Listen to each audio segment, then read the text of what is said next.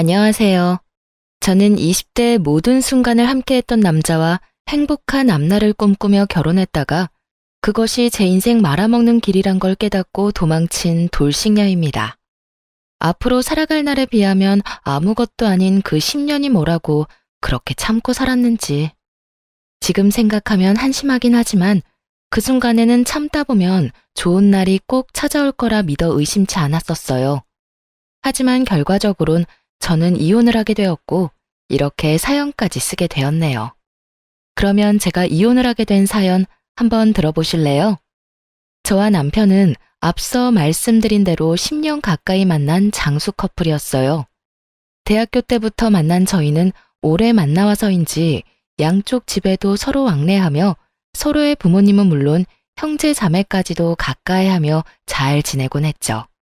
저희는 각자 취업하고 30대가 되던 해에 결혼하게 되었고 양갓집에서도 큰 반대 없이 결혼을 허락해 주셨죠. 시댁은 친정에 비해 부유한 편은 아니었는데 시부가 퇴직하며 투자를 잘못하는 바람에 집도 팔고 전세살이하고 있었고 그나마 노후 자금으로 조금 빼놓은 것이 시댁 재산의 전부였어요. 그런 시댁과는 달리 친정엔 물려받은 재산이 있었어요.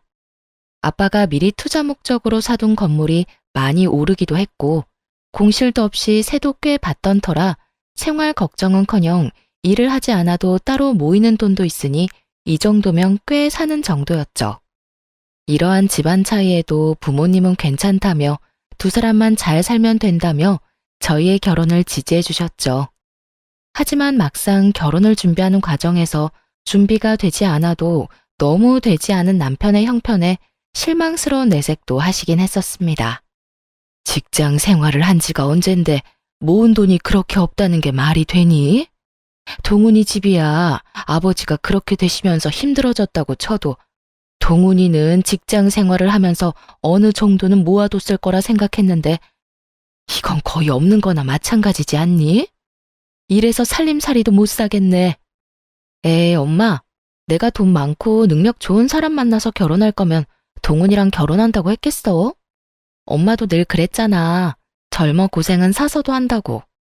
그러니까 너무 나쁘게만 보지 말고 그간 월급 받아 집안 돕는다고 따로 모으진 못했다고 좋게 생각해줘. 아휴, 누가 그걸 몰라서 이러니? 아무리 생각해도 고생은 너만 할 것 같아서 그래. 이렇듯 본격적인 결혼 이야기가 오가게 되며 남편이 수중에 가진 것이 너무 없다는 사실을 알게 되었지만 저는 상관없었어요.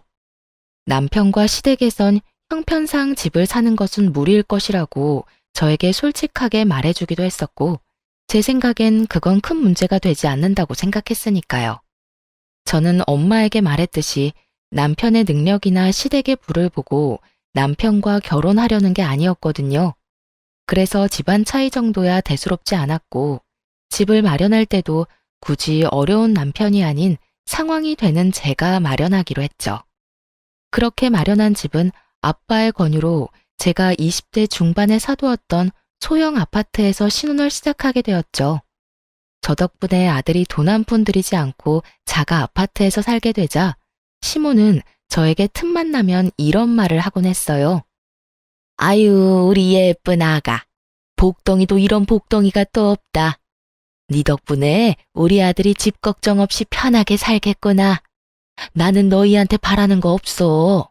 그저 바란다면 너희가 그저 행복하게 잘 사는 거. 그거 하나 바란단다. 이렇게 저를 지나치게 치켜 세워주며 딱 하나 바라는 것은 저희가 잘 사는 것뿐이라던 시모는 신혼집으로 놀러 올 때마다 이런 말도 더불어 하곤 했어요. 역시 볼 때마다 좋구나. 집도 넓고 전망도 좋고 교통편도 좋고 어디 하나 빠지는 게 없어. 교통편은 좋긴 해요.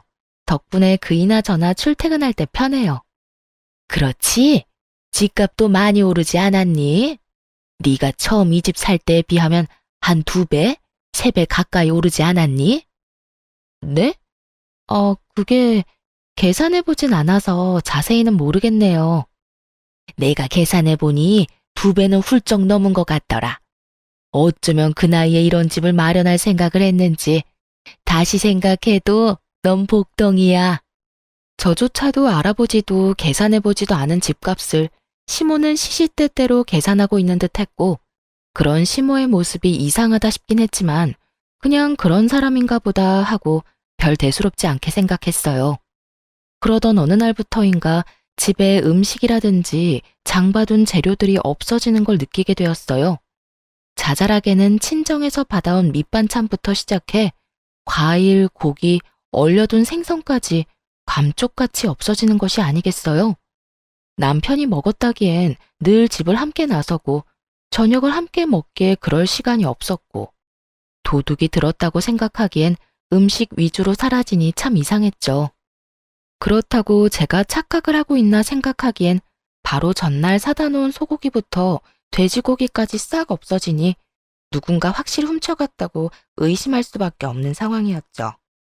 전 관리사무소를 찾아가 상황을 설명한 후 엘리베이터 CCTV를 돌려보게 되었고, 도둑의 정체를 알게 된 저는 경악을 금치 못했습니다. 그간 집안의 냉장고를 털어간 범인은 다름 아닌 시모였더라고요. 시모는 우리가 출근한 사이 아무도 없는 집으로 당당하게 들어가 음식들을 퍼나르고 있더군요. 두 눈으로 보고도 믿어지지 않는 상황들을 보며 저는 입을 다물지 못했죠. 저는 알려준 적 없는 비밀번호를 당당하게 누르고 들어간 것을 보니 이런 상황이 일어나게 된 원인은 온전히 남편에게 있었죠. 저는 지체하지 않고 남편에게 전화를 걸었어요. 당신 어머니한테 우리 집 비밀번호 알려드렸어? 저번에 엄마가 반찬 가져다 준다고 좀 알려달라고 하길래 알려줬는데? 왜? 반찬을 가져다 주기는 개뿔. 되려 집안 살림을 거덜내는 것을 전혀 모르는 남편은 영문을 모른다는 듯 이유를 묻더군요. 저는 그런 남편에게 최대한 화를 내지 않으려 노력하며 말을 이어나갔어요. 아니, 얼마 전부터 밑반찬하고 고기, 생선, 과일까지 사다 놓기만 하면 없어지길래 이상하기도 하고 무섭기도 해서 CCTV 봤거든. 그런데 글쎄, 어머님이 우리 없을 때 오셔서 다 가지고 가셨더라고. 그래? 뭐 그러실 수도 있지. 그래서 아까워? 아까운 것보다 조금 황당해서 그렇지. 아무리 어머님이라도 아무도 없는 집에 들어와서 묻지도 않고 다 가져가시는 건 아니지. 당신이 어머님께 잘 말해줘. 다음부터 필요하신 거나 드시고 싶은 거 있으면 연락하시라고. 그리고 아무도 없는 집에 오는 것도 좀 그렇다고 말이야. 그리고 당신도 그래. 집 비밀번호를 나하고 상의도 안 하고 알려드리면 어떻게 해? 당신 혼자 사는 집도 아니고 나도 함께 사는 집이잖아. 나한테 상의 정도는 했어야지. 저는 아무래도 이건 아니다 싶어 아닌 건 아니라고 남편에게 말했고, 남편은 제 말에 득달같이 화를 내며 이렇게 말하더군요. 뭐? 그까짓 거 얼마나 한다고 그딴 말을 전하래. 그리고 우리 엄마가 우리 집에 온다는데 아무도 없든 말든 그게 무슨 상관이야? 당신 지금 당신이 마련한 집에 내가 들어가서 산다고 지금 무시하는 거야? 무슨 사람을 거지로 하나? 우리 엄마가 고기 사 먹을 돈이 없어서 그런 걸 가지고 갔다 이거야 지금? 무슨 말을 그렇게 해? 나는 그런 말이 아니잖아. 아무리 어머님이라고 해도 우리 집에 그렇게 맘대로 왔다 갔다 하는 건 아니니까 잘 전해달라는 말이잖아. 음식도 어머님이 돈이 없어서 그렇다는 게 아니라 나도 다 필요해서 사다 놓은 건데 어머님이 그렇게 말도 안 하고 가지고 가면 내 입장에선 곤란하다고 말하는 거야. 왜 이런 말을 집 이야기로 받아들여? 당신 지금 너무 베베 꼬인 거 알지? 됐고. 당신 말대로 집에 아무도 없을 때 오지 말라고 할 테니까 끊어. 나 일해야 해. 지금 화내야 할 사람이 누구인데 누가 화를 내는 것인지 모르겠더라고요. 상의 한마디도 없이 집 비밀번호를 알려준 것도 화가 머리끝까지 날 일인데, 자신의 엄마가 집 냉장고를 털어갔다는 이야기를 듣고도 저에게 저리도 당당할 수가 있는지 도저히 이해되지 않기도 했고요. 남편의 적반하장인 태도에 저 역시 화가 더욱 끓어올랐고, 남편이 돌아오면 진지하게 이야기를 나눠봐야겠다고 생각하고 있었어요. 그런데 막상 퇴근하고 돌아온 남편은 통화할 때와는 전혀 다른 모습으로 저에게 사과를 하기 시작하더군요. 여보, 아까는 내가 미안해. 회사에서 좀 안 좋은 일이 있었는데 당신한테 그런 말까지 들으니까 괜한 자격지심에 말이 나쁘게 나가버렸어. 우리 엄마가 잘못한 일이 분명한데 내가 미안해. 그리고 비밀번호도 당신한테 아무 말도 하지 않고 알려줘서 미안. 나는 그냥 엄마가 반찬 만들어서 냉장에 넣어두고 간다고 하니까 대수롭지 않게 생각하고 그냥 알려줬던 거지 다른 뜻은 없었어. 저렇게 저자세로 나오니 잔뜩 화가 났던 마음이 조금 풀리더군요. 무엇보다 회사에 있는 사람한테 전화로 그런 이야기를 했다는 것이 마음에 걸리기도 했고요. 여보, 당신 마음 잘 알겠어. 나도 당신 회사에 있는 시간에 집안일로 전화해서 미안해. 앞으론 이런 일로 얼굴 붉히는 일 없도록 신경 써줘. 나도 다른 건 몰라도 회사에 있을 땐 이런 일로 전화하진 않을 테니까. 알겠어. 엄마한테 앞으로 집에 마음대로 오는 건 자제해달라고 좋게 이야기할게. 당신 곤란하지 않도록 잘 이야기할 테니까 이제 걱정하지 마. 이 사건 이후 남편이 말을 잘하긴 했는지 시모가 아무도 없는 집에 오는 일은 없었어요. 그런데 주말처럼 우리가 쉬고 있을 때 집으로 오는 날이 잦아졌고 그럴 때마다 음식을 대신해 아예 다른 걸 사달라고 부탁하더군요. 어느 날은 누가 봐도 티나게 억지 장기침을 하더니 공기청정기가 없어 그렇다며 하루 종일 기침을 해대는 바람에 공기청정기를 사드렸고 어느 날은 우리 집 TV가 크고 좋다고 하며 하루 종일 TV 타령을 하는 바람에 남편이 결국 TV를 바꿔준다고 하고 나서야 집으로 돌아가더군요. 무슨 5살짜리 애도 아니고 갖고 싶다고 떼쓰는 모양새와 다름이 없었고 올 때마다 한두 푼짜리도 아닌 가전제품들을 뜯어내니 시모의 방문이 무서울 지경이더군요. 그렇다고 해서 딱 잘라 안 된다고 하기에도 좀 그런 상황이었고요. 하지만 어느 날은 또 집으로 놀러와 세탁실에 있는 세탁기와 건조기를 만지며 참 좋다고 하는데 정말 이건 아니다 싶더군요. 저희 부부가 무슨 억대 연봉을 받는 사람들도 아니고 이때껏 마련해드린 것들도 할부가 갚아나가느라 힘든 지경인데 세탁기와 건조기가 말이나 되는 상황이냐고요. 시모는 저의 예상대로 온종일 세탁기와 건조기 타령을 해댔고 남편은 당장이라도 사줄 요량으로 시모의 말에 맞장구를 치고 있더군요. 저는 그 두 사람을 막아야만 했고 결심이 선 저는 두 사람 앞에 앉아 이렇게 말했습니다. 세탁기, 건조기 있으면 좋지. 여보, 들어보니 어머님이 갖고 싶어 하는 것 같은데 장만해 드려. 정말? 정말 사드려도 돼? 어머 아가, 정말 나 사도 되겠니? 그럼요. 사는 김에 우리 친정 것도 같이 결제하고. 우리 엄마도 세탁기하고 건조기 갖고 싶다고 했는데 이왕 사는 거 양쪽 집 똑같이 사드려야 하지 않겠어? 사는 김에 TV랑 공기청정기도 같이 사드리자. 저번에 어머님 댁에 사드렸으니까 우리 집에서 다 사줘.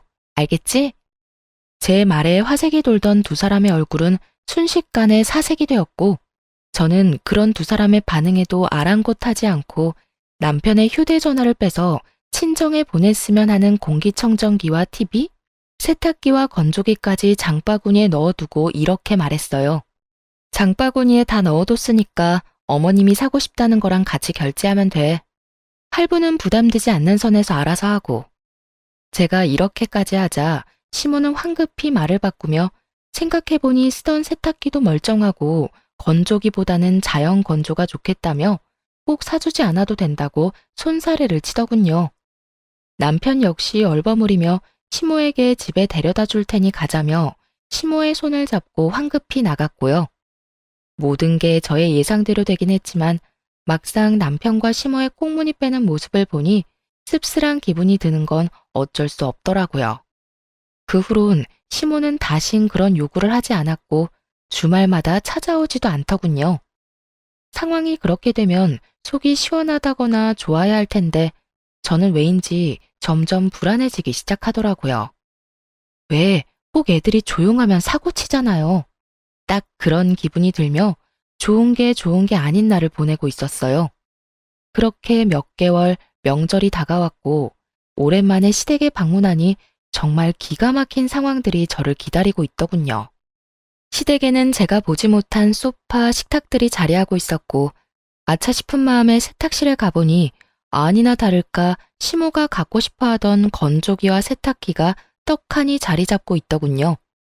남편을 추궁해 볼 필요도 없이 남편이 저 몰래 시댁 살림을 사주고 있다는 것을 알아차렸고 그간 남편이 왜 입만 뗐다 하면 돈이 없다는 말을 해댔는지 알 것 같더군요. 마음 같아서야 그 자리에서 남편을 쥐잡듯 잡아버리고 싶었지만 친인척이 다 모인 자리에서 차마 큰 소리를 내지 못하고 꾸역꾸역 얼마나 참았는지 모릅니다. 극한의 인내로 참아내는 그 순간에도 도저히 제 상식으론 이해가 되지 않더군요. 저희 친정은 제가 용돈을 드린다고 해도 저희 월급이라고 해봤자 뻔한데 본인들은 신경 쓰지 말고 저희 두 사람이나 잘 살라고 하는 판국인데요. 아무리 시댁이 힘들다고 하더라도 매번 한두 푼짜리도 아니고 저렇게 비싼 가전가구를 양심도 없이 사달라고 하는지 정말 이해가 되질 않았어요. 그것뿐이겠어요. 사달라는 사람이나 그렇다고 사주는 사람이나 이해되지 않는 것은 매한가지였어요. 저의 입은 굳게 닫혀 있었지만 급격하게 굳어지는 표정은 숨길 수 없었죠. 남편 역시 이런 제 심정을 알아챘는지 눈알이 빠지게 제 눈치만을 살피고 있더군요. 그렇게 화를 참아내는 사이 친정으로 가는 날이 되고 어른들에게 인사를 드리고 현관문을 나서는 순간 저는 듣고야 말았습니다. 아들, 이번 달에 준 용돈 벌써 다 써버렸어. 명절도 있고 해서 돈 나갈 때가 많지 뭐야. 그래서 말인데 용돈 좀 더 붙여주면 안 될까? 이건 또 무슨 말인가 싶더군요. 용돈이라니 저는 전혀 몰랐던 사실이었거든요. 눈을 반짝이며 돈을 요구하는 시모의 모습에 남편은 당황한 표정으로 나중에 이야기하자곤 하곤 황급히 저를 끌고 시댁을 벗어나더군요. 차에 타자마자 저는 참았던 말들을 토해내기 시작했어요. 아까 어머님 말 무슨 말이야? 설마 나 몰래 용돈 보내고 있었어? 그게 부모님이 힘들다고 하길래 결혼하기 전까지 드리던 용돈이 있는데 갑자기 뚝 끊으니까 많이 힘드신 모양이더라고. 그래서 조금 보태드리고 있었어. 당신이 화낼까봐 말 못했어. 미안해. 나한테 정말 미안한 마음이 있긴 해. 아까 보니까 소파, 식탁도 새 것이고 세탁기, 건조기도 저번에 어머님이 갖고 싶어 하던 모델이던데 그것도 당신이 다 사준 거 아니야? 맞아. 너무 갖고 싶어 하니까 모른 척하기도 그랬어. 그걸 말이라고 해? 우린 돈 안 모아? 우리가 무슨 억대 연봉 받는 사람들도 아니고 그렇게 버는 족족 시댁에 다 갖다 바치면 우리는 언제 모아서 언제 애를 낳아? 당신이 번 돈으로 당신 집 돕는 것까지 잘못됐다는 게 아니잖아. 적당히 해야지, 적당히. 가전, 가구 다 카드로 샀을 거고 그 할부 갚아나가면서 용돈까지 주면 당신 월급에서 남는 게 있긴 해? 이래서 돈 관리는 따로 하자고 그랬어? 저는 참았던 울분을 쏟아냈고 남편은 입 꼭 다물고 반성을 해도 모자란 판국에 저에게 더욱 화를 내기 시작하더군요. 아니, 넌 우리 집이 불쌍하지도 않냐? 너네 집은 잘 살아서 좋은 집에서 좋은 가구에 떵떵거리면서 살지만 우리 집은 그렇지도 않잖아. 그래서 그런 우리 부모님은 좋은 거 좀 쓰면서 편히 살라고 사줬어. 용돈도 그래. 내 동생이 능력이 되는 것도 아니고 우리 집은 그래도 능력이 되잖아. 능력 되는 자식이 부모 좀 도와주겠다는데 그게 그렇게나 잘못한 일이야? 말이야 바른 말이지. 남편이 무슨 능력이 되는 자식인가요? 집도 제 명의, 적금도 저 혼자 드는 적금만 있는데요. 남편의 꼬라지를 보아하니 아마 가전 가구도 신용카드로 결제한 게 틀림없었죠.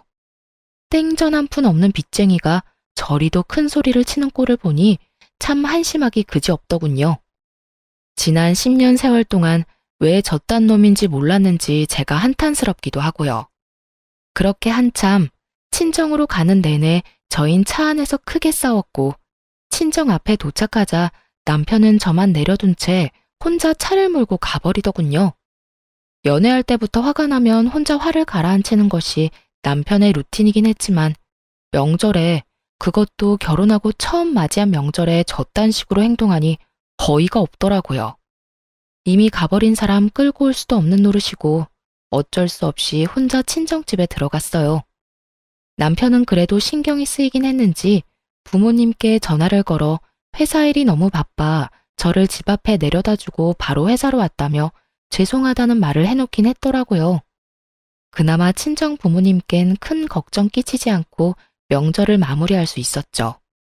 그때쯤 되자 저의 마음은 이미 제 생각보다 많이 상해버린 후였고 매번 시댁 일 때문에 큰 소리가 나는 것도 점점 지쳐가더군요.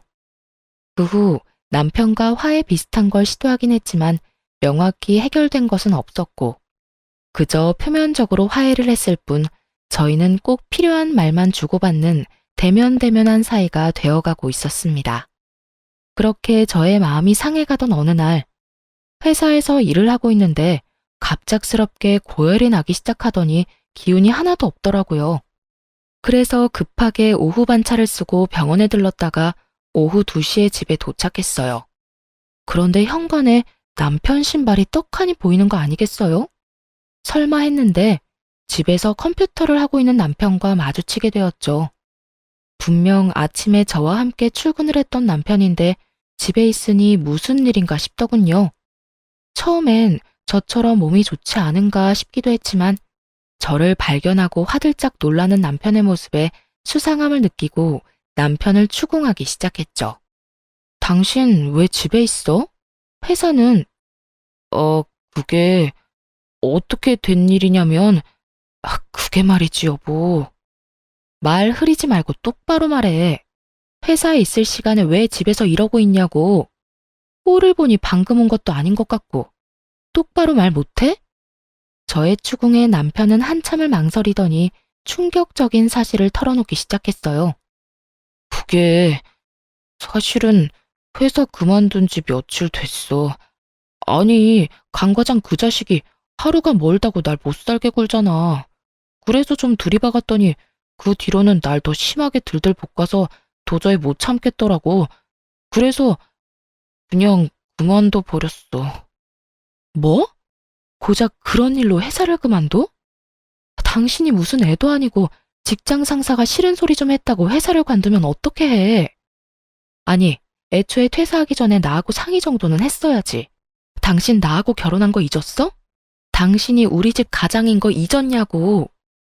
나도 당신한테 말하고 싶었지. 그런데 당신도 알다시피 요즘 우리 좀 그랬잖아. 그래서 입이 안 떨어지더라고. 이것까지만 해도 머리끝까지 화가 나는데 남편은 눈치도 없이 제 화를 폭발시키고야 마는 말을 짓거리기 시작했어요. 이왕 다 안 김에 당신이 우리 집에 용돈 좀 주면 안 될까? 당신도 다 알잖아. 내가 우리 집에 용돈 주고 있던 거. 아직 회사 그만둔 거 말 못해서 용돈은 줘야 할 것 같은데 당신이 좀 주라. 나 요즘 재취업 준비하고 있으니까 금방 취업할 수 있을 거야. 그러니까 길어도 2달 정도만 당신이 좀 부담해줘. 너 진짜 제정신이야? 용돈 같은 소리 안 해 진짜. 지금 우리 생활이 다 무너지게 생겼는데 당신은 이 와중에 당신 집 용돈 걱정이나 하고 있어? 이게 무슨 말도 안 되는 소리야 도대체. 쓸데없는 소리 하지 말고 당신 집에 당장 용돈 못 준다고 해. 회사도 그만뒀다고 이실직고 하고. 그래야 당신 집에서 당신한테 뭐 사달라는 말 따윈 안 할 거 아니야. 저는 결국 폭발하고야 말았고 남편은 그렇게까지 화를 내는 저를 처음 봤었기에 고개를 푹 숙이고 작은 목소리로 이렇게 말하더군요. 알겠어. 당신 뜻대로 할게. 그런데 우리 집에 말하는 건 조금만 기다려줘. 정말 입이 안 떨어져서 그래. 조만간 꼭 말할게. 꼭 말해. 알겠어? 그리고 퇴직금 받았지? 그거 다 내놔. 당신한테 뒀다간 그거마저도 어디에 어떻게 쓸지 믿을 수가 없으니까. 알겠어. 정말 이때쯤엔 이혼하고 싶은 마음이야 굴뚝이었지만 그간 함께한 세월이 뭔지 남편이 힘든 시기에 이 사람을 버린다는 것이 생각처럼 쉽지 않았고 무엇보다 그때까진 남편을 사랑하는 마음이 남아 이런 힘든 시기도 다 지나겠지 하며 애써 이혼에 대한 마음을 억눌렀죠. 그나마 다행인 것은 남편은 퇴직금의 일부로 카드값을 다 갚은 뒤였고 남은 퇴직금으로 한동안은 생활이 가능했던 터라 남편이 자신이 뱉은 대로 빨리 취업만 한다면 큰 어려움이 없는 상황이었죠. 물론 남편도 많이 반성한 것 같고 앞으론 상황이 점점 나아질 거라 믿었고요. 하지만 이런 저의 예상은 심으로 인해 산산조각이 나고 말았습니다. 남편의 용돈이 끊어지자 시모는 저에게 득달같이 연락을 하더군요. 아가, 혹시 바쁘니? 조금 바쁘긴 한데 잠시 통화할 시간은 돼요. 왜 그러세요? 무슨 일 있으세요? 그게 아범이 주던 용돈이 끊겨서 말이다. 들어보니 네가 돈 관리하기 시작했다고 하던데 우리한테 주던 용돈 좀 입금해다오. 어머님, 저희도 요즘 생활 힘들어요. 그래서 드리는 말씀인데 한동안은 용돈 못 드려요. 뭐? 용돈을 못 줘? 너희가 한 달에 버는 돈이 얼만데 그까짓 돈 몇 푼이나 된다고 그걸 못 준다고 쪼잔하게구니? 그러지 말고 좀 붙여주렴. 말이야 바른 말이라고. 그게 다 네 돈이니? 내 아들 돈이잖니? 시모 말을 들어보니 남편은 아직 시모에게 퇴직 사실을 알리지 않은 듯 했어요. 당장이라도 남편이 백수라는 걸 알려버릴까 싶기도 했지만 남편의 부탁도 있고 해서 그저 안 된다고 딱 잘라 말하곤 전화를 끊어버렸습니다. 그 뒤로도 시모의 연락이 오긴 했지만 전 다 무시해버렸고 상황이 그렇게 되자 시모는 다시 저희 집을 들락날락하며 음식들을 다시 훔쳐가기 시작하더군요. 그까짓 고기, 과일이 얼마나 한다고 그렇게까지 예민하게 구냐 하는 분들도 계시겠지만 제가 챙겨주는 것도 아니고 훔쳐가듯 가지고 가니 기분이 상하는 건 당연했어요. 거기에다 매번 일주일치 장을 봐서 넣어두는데 그것만 해도 10, 20만 원 훌쩍 넘기는 건 다반사거든요. 그걸 하나도 남기지 않고 매번 털어가 버리니 장을 봐도 봐도 끝이 없었고 그 금액도 상식선을 넘어가기 시작하더군요. 그쯤 되니 전 도저히 참을 수가 없었고 남편에게 다시 한 소리 하게 되었죠. 오늘 어머님 또 다녀가셨어? 어? 나도 몰라. 오늘 나 면접 다녀온다고 집에 없었거든. 왜? 또 뭐 없어졌어? 아, 진짜 어머님 왜 그래? 매번 이게 뭐야? 장 봐놓으면 싹 가져가시고 또 다시 장 보면 또 와서 가져가시고 우리 생활도 빠듯한데 매번 두 집 살림 살아야 하잖아. 당신이 해결 좀 해봐. 이번 달 식비만 해도 100만 원 넘긴 지 오래라고. 정말 해도 너무한다고 생각 안 해? 한 번만 더 이런 일 있으면 당신 입장이고 뭐고 회사 그만두고 백수 됐다고 다 말해버릴 테니까 그런 줄 알아? 뭐? 당신 말 참 너무하게 한다. 이게 다 당신이 우리 집에 용돈 안 줘서 그런 거잖아. 진작에 용돈 줬어 봐라. 우리 엄마가 이런 짓을 했겠어? 어디서 내 탓으로 다 돌리고 있어? 잘 들어. 이건 다 나하고 상의도 없이 회사를 그만둔 당신하고 아들 집 냉장고를 마치 자기네 집 냉장고인 양 생각하는 어머님의 이상한 사고에서 벌어진 거야. 그러니까 가짠지도 않게 내 탓으로 돌릴 생각 말고 해결이나 잘해. 알겠어? 저는 단호하게 집어주었고 이런 저의 태도에 남편은 틀린 말이 하나 없다고 느꼈는지 입을 다물어 버리더군요. 입을 다문 것과는 별개로 남편은 자존심이 상할 대로 상해버렸는지 알바라도 나가겠다며 쿠팡 일용직 알바를 다니기 시작했죠. 그런 남편의 모습이 안쓰럽기도 했지만 그렇게 해서라도 정신을 차리기를 바라는 마음에서 굳이 말리진 않았어요. 그 후 현관 비밀번호는 바꿔버렸고 시모의 연락은 여전히 다 피해버림으로써 더는 저의 가정에서 큰 소리가 나는 일은 없었습니다. 그렇게 몇 달 남편은 취업을 준비하며 여전히 알바를 다니고 있었고 여전히 저희 둘 사이는 좋진 않았지만 더 이상 나빠지지도 않았죠. 부부 사이가 대면대면하다고 한들 이혼까지 생각한 건 아니었는데 도저히 이혼하지 않고서는 안 될 일이 벌어졌어요. 그날은 남편의 동생이 결혼 발표를 한다며 시댁에 모이기로 한 날이었어요. 그간 연락을 대놓고 피했던 터라 시댁 방문이 달가운 것은 아니었지만 다른 것도 아닌 결혼을 한다는데 참 빠질 수도 없는 노릇이라 눈 딱 감고 시댁으로 가게 되었죠. 긴장감을 안고 현관문을 열었더니 시모와 식구들이 활짝 웃으며 저를 반기더군요. 아가 왔니? 오느라 힘들었지? 어서 들어와서 앉거라. 내가 너 좋아하는 음식도 잔뜩 해놨단다. 네? 아, 네. 감사합니다. 감사는 무슨, 식구끼리 그런 말 하지 말거라. 나 섭섭해지려고 해? 이상하리만큼 상냥한 시모를 보며 저는 경계심 가득한 태도로 시모를 바라봤죠. 도대체 왜 이러나 하는 불안한 생각이 들며 조마조마하게 눈치만 살피던 순간 시모가 속내를 드러내기 시작하더군요. 아가, 너도 알다시피 우리 둘째가 좋은 여자가 생겼다고 하는구나. 네 동서대래가 글쎄 대기업에 다니고 있다지 뭐냐? 아, 그래요? 능력 좋은 동서가 들어오겠네요. 축하해요, 도련님. 그래서 말인데 그 집에서 글쎄 34평 아파트를 마련해서 왔으면 한다고 하지 뭐야. 너도 알다시피 우리가 그런 돈이 어디 있니? 우리도 전세 사는 마당에 그렇다고 해서 둘째가 모아둔 돈이 있는 것도 아니고. 설마 싶더군요. 한두 푼도 아니고 설마 저에게 지불해달라고 하는 건가? 하는 생각 말이에요. 하지만 불행히도 저의 설마는 맞아떨어졌고 시모는 제게 맡겨놓은 집이라도 되찾는 사람 마냥 더 뻔뻔하게 굴기 시작했죠. 34평이요? 요즘 뒷값 만만치 않아서 한두 푼도 아닌데 어떻게 해요? 그러니까 말이다. 그래서 내가 생각해 봤는데 너희 지금 사는 아파트 팔고 둘째네 집 좀 마련해주면 안 되겠니? 그 집 팔면 지금같이 역세권은 아니더라도 서울 근교 아파트 두 채는 마련할 수 있다고 하더구나. 네? 그게 무슨 말도 안 되는 말이세요?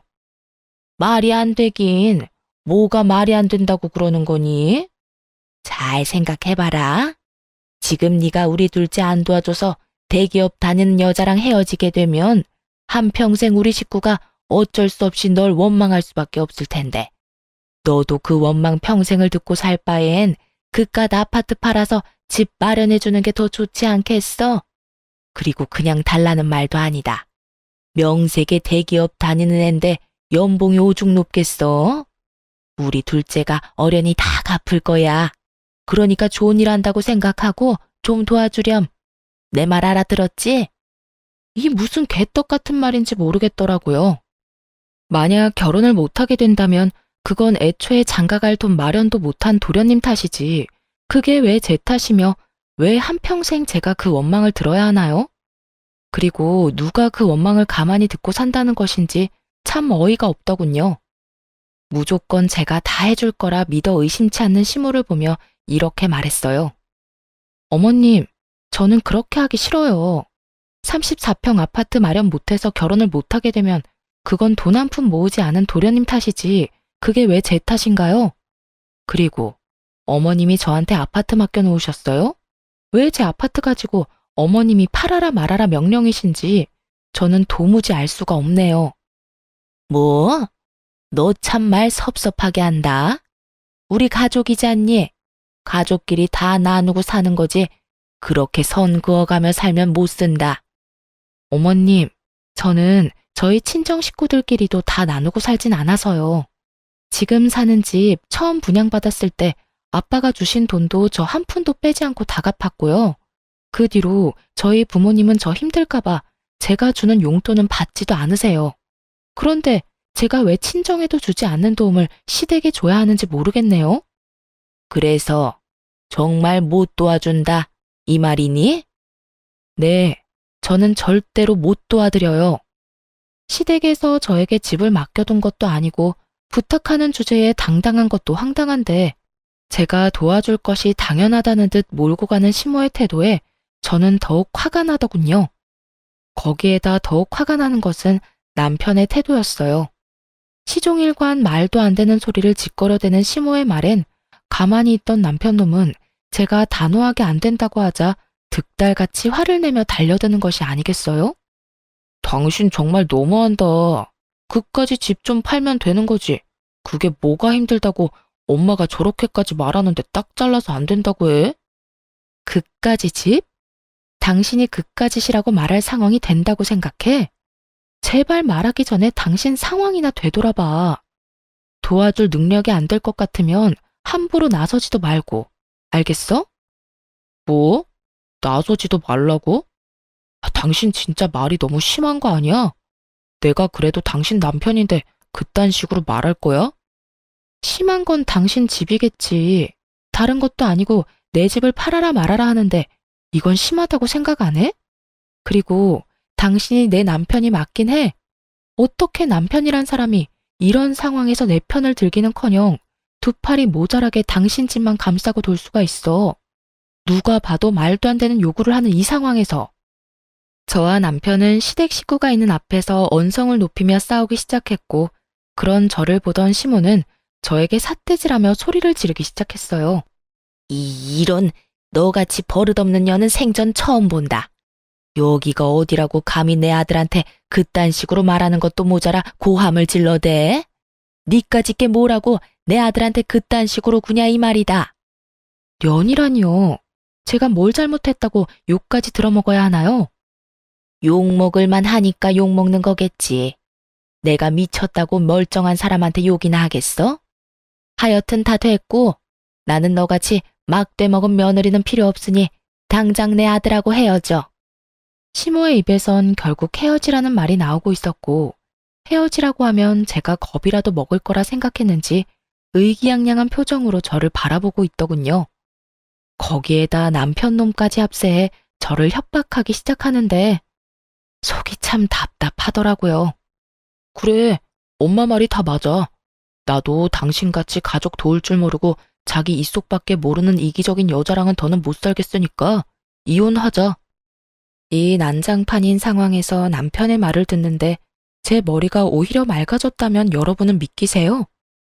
무슨 부귀영화를 누리겠다고 왜 바보같이 이 거지 같은 상황을 참고 또 참으며 이혼만은 절대 안 된다고 생각했는지. 저 자신이 이해되지 않음과 동시에 한탄스러워지더군요. 생각이 빠르게 정리되고 나니 이혼을 협박이라고 하는 두 사람이 더욱 어이가 없어졌고 팔짱까지 끼고 어때? 겁나지? 라는 표정으로 바라보는 두 사람에게 아주 속 시원하게 답해줬죠. 네, 어머님 뜻대로 할게요. 그래, 우리 이혼하자. 그까짓 이혼하면 되지 뭐. 그까짓 게 뭐라고 이때까지 참았는지 참. 더는 나도 참기도 싫고 매번 당신 집 때문에 싸우는 것도 지긋지긋하던 참이었어. 그나마 당신하고 지낸 세월이 있어서 참았는데 이젠 그것도 힘들다. 그러니까 당신 말대로 이혼하자 우리. 저는 더는 화도 내지 않았고 거의 체념한 듯 말을 했고 그런 제 말에서 진심이란 걸 느꼈는지 남편은 말까지 더듬으며 저에게 되묻더군요. 당신 정말 나하고 이혼할 거야? 이혼할 수 있어? 남편의 입장에선 어찌 보면 당연한 반응이었겠죠. 제 집을 팔아 자기 동생에게 집을 사줄 요량으로 던진 마지막 카드였을 텐데 그 카드를 진심으로 받아버렸으니 놀라기도 당황스럽기도 했겠죠. 하지만 전 그 어느 때보다 진심이었고 저의 진심을 물어보는 남편의 눈을 똑바로 바라보며 이렇게 말해주었어요. 나 당신하고 이혼할 수 있어. 당신도 알잖아. 나 허튼 소리 하는 사람 아니라는 거. 특히나 이혼같이 중요한 문제는 더욱 그렇고. 남편의 저의 확고한 대답에 이건 아니라는 표정으로 고개를 숙였고 그런 저를 보며 시모는 기가 찬다는 듯 헛웃음을 뱉어내더군요. 참 차라리 잘 됐어. 집 있는 게 무슨 유세라고 콧대 높게 구는 꼴이 보기 싫었는데 잘 됐지 뭐. 아들, 이참에 그냥 이혼해. 엄마는 정말 저런 며느리 싫다. 더는 꼴도 보기 싫어. 저 역시 어머님 꼴도 보기 싫었는데 참 잘 됐네요. 당신 들었지? 어머님 소원이라는데 질질 끌지 말고 깔끔하게 이혼해줘. 괜히 소송 같은 거에서 그렇지 않아도 없는 살림에 괜한 돈 쓰지 말고 말이야. 이거 봐라.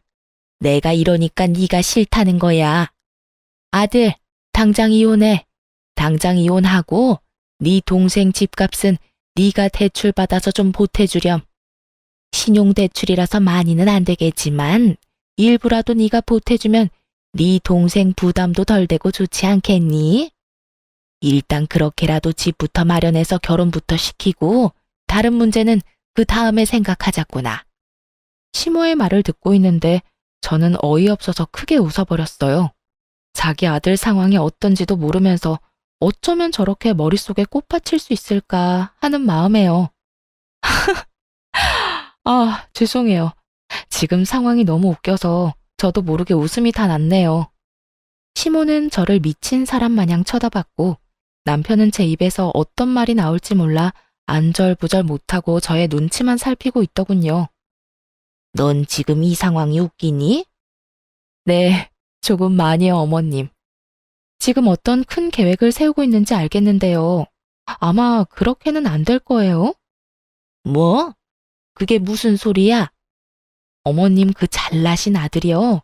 회사 과장이 싫은 소리 좀 했다고 회사 때려치우고 백수된 지 오래됐어요. 아, 일용직 알바라도 나가고 있으니 백수는 아닌가? 뭐, 뭐라고? 너 그게 사실이야?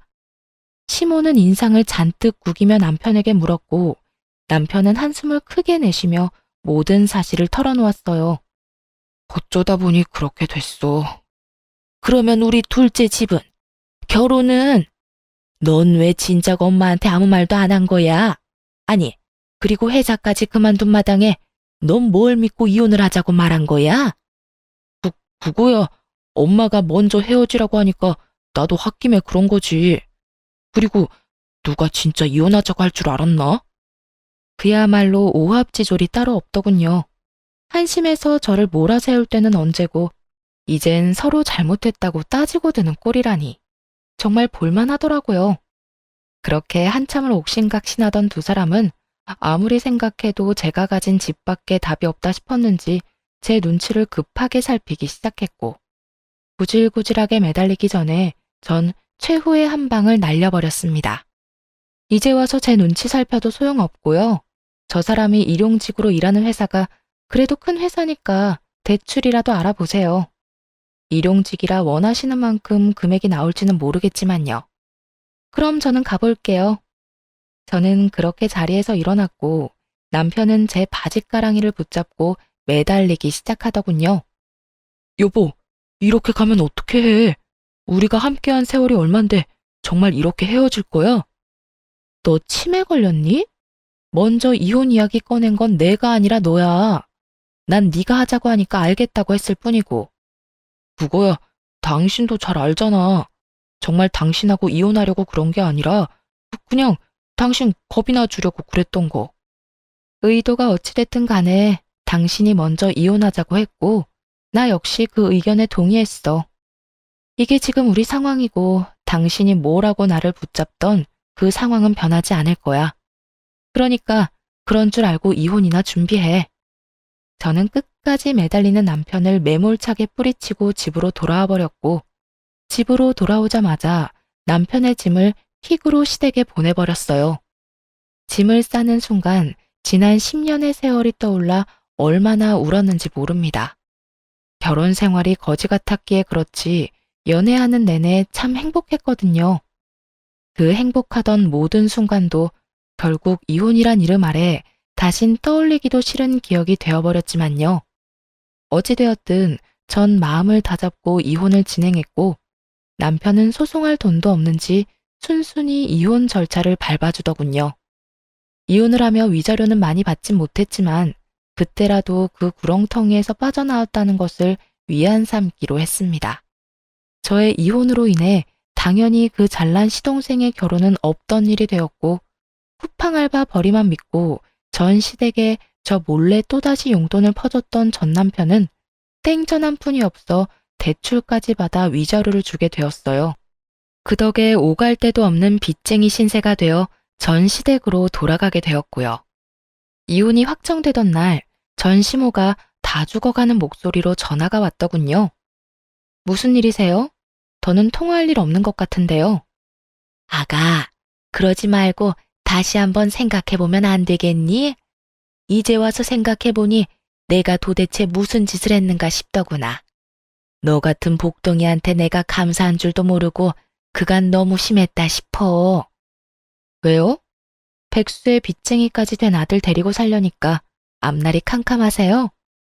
그래서 이제 와서 저한테 이렇게 용서를 구하시는 거예요?